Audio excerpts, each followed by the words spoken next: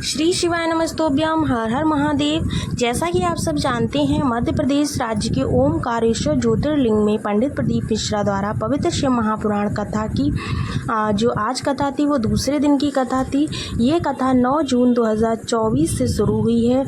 ये 7 दिवसीय शिव महापुराण कथा है जिसका आनंद आप आस्था और यूट्यूब चैनल के माध्यम से ले सकते हैं। इसका सीधा प्रसारण आस्था और यूट्यूब चैनल पर दिखाया जाता है। यह कथा 9 जून से 15 जून 2024 तक चलने वाली है, जिसका समय दोपहर 1 बजे से लेकर 4 बजे तक दिया गया है। 1 बजे से 4 बजे तक आप टीवी या यूट्यूब के माध्यम से देख व सुन सकते हैं। आज की कथा में विशेष जानकारी व उपाय जो कि पूज्य गुरुदेव ने दिए हैं, साथ ही आज 10 जून दूसरे दिन की कथा में आज की कथा में गुरुजी ने बुद्धि व विवेक के विकास का विशेष उपाय बताया हुआ है। इसके अलावा पूज्य गुरुदेव ने अपने बारे में कुछ महत्वपूर्ण विशेष बातें बताई हैं, जिसको हम इस वीडियो के माध्यम से बताने वाले हैं। तो चलिए वीडियो को शुरू करते हैं। लेकिन इससे पहले अगर आपने किसी भी कारणवश आज की कथा को नहीं सुन पाया है तो आप इस छोटे से वीडियो के माध्यम से पूरी कथा का रसत्व ग्रहण कर सकते हैं। और अगर आपको वीडियो पसंद आए तो लाइक सब्सक्राइब शेयर ज़रूर कीजिएगा। कमेंट्स बॉक्स में हर हर महादेव ज़रूर लिखें। तो बढ़ते हैं आज की कथा की पहली जानकारी की तरफ। पहली जानकारी में पूज्य गुरुदेव ने कहा, आप भोलेनाथ के मंदिर में जाकर माँ पार्वती को ही सबसे पहले देखते हैं कि वो वहाँ पर विराजमान है या नहीं, क्योंकि स्वयं महादेव ने कहा था, सुनो पार्वती, मैं विश्वास हूँ, तुम श्रद्धा हो, मेरे प्रति विश्वास से जो भी आएगा उसको तुम ज़रूर प्राप्त होगी। मेरे प्रति विश्वास रखना चाहिए और गुरु के प्रति श्रद्धा हर व्यक्ति के मन में होनी चाहिए। बढ़ते हैं आज की दूसरी जानकारी की तरफ। केवल 12 ज्योतिर्लिंग में ओमकारेश्वर ज्योतिर्लिंग एक ऐसा ज्योतिर्लिंग है जहां पर महादेव ने स्वयं ही ओम का नाद किया है और किसी ज्योतिर्लिंग में ऐसा नहीं मिलता है। बढ़ते हैं आज की कथा की तीसरी जानकारी की तरफ। गुरुजी ने कहा, घर में माँ, हाथ में माला, जिसके पास होते हैं उसका कोई नाश नहीं कर सकता है। गले में कंठी पहनी है, दूसरे का अपमान कर रहे हैं तो उसका कोई मतलब नहीं होता है। गले में कंठी जब ही पहनिए जब आप दूसरे का अपमान ना करें। इसी पर गुरुजी ने बताया कि मंगलसूत्र का मतलब भी साथ ही चलने वाला कोई होना चाहिए, तभी हम मंगलसूत्र को पहनते हैं। जब तक हमारे साथ चलने वाला साथी नहीं होता है तब तक मंगलसूत्र का कोई महत्व नहीं होता है। बढ़ते हैं आज की कथा की चौथी जानकारी की तरफ। आजकल लोग तुलसी या रुद्राक्ष की जगह बटन वाला कोई यंत्र लेकर आ जाते हैं। जब माला जाप किया जाता है तब बीच में सुमेरु नाम का मोती आता है, यानी कि सुमेरु आ जाता है। वहाँ से हम क्या करते हैं, अपनी माला को पलट देते हैं।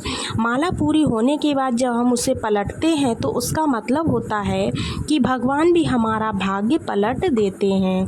रुद्राक्ष या तुलसी माला जपने से हमारी इंद्रियां अनुकूल रहती हैं, पर बटन वाला जो यंत्र आ रहा है उससे क्या हमारी इंद्रियां अनुकूल रहेंगी? नहीं रहेंगी। शिव महापुराण की कथा कहती है, हाथ में माला हो ना हो पर मन में विश्वास ज़रूर होना चाहिए। बढ़ते हैं आज की कथा की पांचवी जानकारी की तरफ। पांचवी जानकारी में सीमा यादव जी पत्र लेकर आईं। उनकी शादी के 17 वर्ष हो गए थे। 5 बार उन्होंने IVF करवाया, 3 बार टेस्ट ट्यूब भी करवाया, लेकिन उनको कोई लाभ नहीं हुआ। तब उन्होंने बेलपत्र के वृक्ष के नीचे खीर वाला उपाय भी किया, जिससे भी उनको कोई लाभ नहीं हुआ। इसके बाद उन्होंने पशुपति व्रत किया, आंकड़े की जड़ वाला उपाय किया, जिससे उनको 2 पुत्र रत्नों की प्राप्ति हुई है। उसी का आभार व्यक्त करने कथा पांडाल में आई हैं। बढ़ते हैं आज की कथा की छठवीं जानकारी की तरफ। सपना अशोक पत्र लेकर आई हैं। 19 वर्ष तक संतान उनको नहीं हुई। आपके अनुसार मैंने वेटमा की कथा पांडाल में बैठकर सुनी तो बाबा की कृपा से मुझे पुत्र रत्न की प्राप्ति हुई है। उसी का आभार व्यक्त करने मैं कथा पांडाल में आई हूँ। बढ़ते हैं आज की कथा की 7वीं जानकारी की तरफ। कल पत्र में लिखा था, हमारी ड्यूटी यहीं ओमकारेश्वर में है। आपने कहा था बाबा को जल चढ़ाओ। मैंने कई बार जल चढ़ाया पर बाबा ने पता नहीं मेरी क्यों नहीं सुन रहा है। गुरुजी बोले, हम कह देंगे तो काली मिर्च लग जाएगी। अभी तक ड्यूटी तुम सरकार की कर रहे हो, जिस दिन तुम महादेव की ड्यूटी करने लगोगे उस दिन ही बाबा तुम्हारी ज़रूर सुनेगा। बढ़ते हैं आज की कथा की 8वीं जानकारी की तरफ। कृष्णा परिहार पत्र लेकर आईं। उनको 5 साल से ब्रेन ट्यूमर था। उन्होंने भारत के 5 टॉप लिस्टेड हॉस्पिटल में इलाज कराया, लेकिन वहाँ सभी डॉक्टरों ने कह दिया कि ये गठान माइंड में बहुत अंदर है, जिसको निकालने में बहुत कठिनाई होगी, दिक्कत हो सकती है। तब मैंने सीहोर के रुद्राक्ष के बारे में सुना, तो मैंने सीहोर से रुद्राक्ष मंगवाया, उसे जल में रखा, उस जल का आचमन किया, उस जल को पिया। उसके बाद मेरी जो गांठ थी वो बिल्कुल ठीक हो गई है। उसी का आभार व्यक्त करने मैं कथा पंडाल में आई हूँ। बढ़ते हैं आज की कथा की 9वीं जानकारी की तरफ। आज गुरुजी ने बहुत ही विशेष अपने बारे में बताया है। आज गुरुजी ने अपनी आप बीती बताते हुए कहा, कुछ विशेष बातें बताते हुए कहा कि मध्य प्रदेश के सुहाग वही की कथा हुई थी। हमने इस बात का वर्णन उसमें भी किया था और आज फिर से कर रहे हैं। 22 वर्ष पहले की बात है, हमने नर्मदा माई की परिक्रमा की थी। परिक्रमा करते समय जब हम शूल परेश्वर की परिक्रमा में जब बीच में जाते हैं तो शूल परेश्वर की झाड़ी पड़ती है, वहाँ पर पहुँचे। वहाँ हमारा सारा सामान जो है ले लिया गया। पहले के ज़माने में ऐसा होता था, अब नहीं होता है। तो अब हम सबको भूख लगी थी। भूख लगी तो खाने को साथ में कुछ था ही नहीं। 1.5 दिन हो गया बिना कुछ खाए, एक अन्न का दाना भी नहीं मिला। बस नर्मदा जी का जल पी रहे थे और जय नर्मदा जी बोल रहे थे। तभी सफ़ेद साड़ी में, जिसके बाल भी सफ़ेद थे, जिसकी बिंदी सफ़ेद लगी हुई थी, नाक पर एक बड़ी सी नथ थी और कान में कुछ नहीं था। नर्मदा जी का जल भरते हुए उस बूढ़ी माँ ने मुझसे पूछा कि परिक्रमावासी हो? तो हमने कह दिया कि हाँ परिक्रमावासी हैं। तो उन्होंने पूछा कि कुछ खाया? तो हमने कहा नहीं। वे बोली, सामने झोपड़ी दिख रही है? हमें दिख तो नहीं रही थी, पर हमने फिर भी भूख की वजह से कह दिया हाँ हमें दिख रही है। तो वे बोली कि थोड़ी देर में आकर खाना खा लेना।